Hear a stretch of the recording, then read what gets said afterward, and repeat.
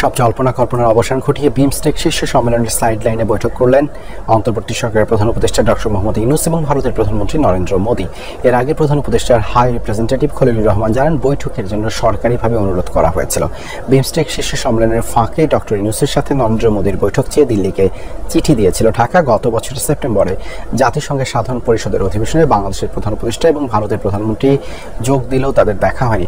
Doctor Yunus দায়িত্ব গ্রহণের 7 মাস হলেও দুই নেতা মুখোমুখি হননি। তবে ক্ষমতা গ্রহণের পর ইউনূসকে অভিনন্দন ও শুভেচ্ছা জানিয়েছিলেন মোদী। গত 26 মার্চ বাংলাদেশের স্বাধীনতা দিবস উপলক্ষেও মোদী শুভেচ্ছা জানিয়ে অধ্যাপক ইউনূসকে চিঠি পাঠিয়েছেন।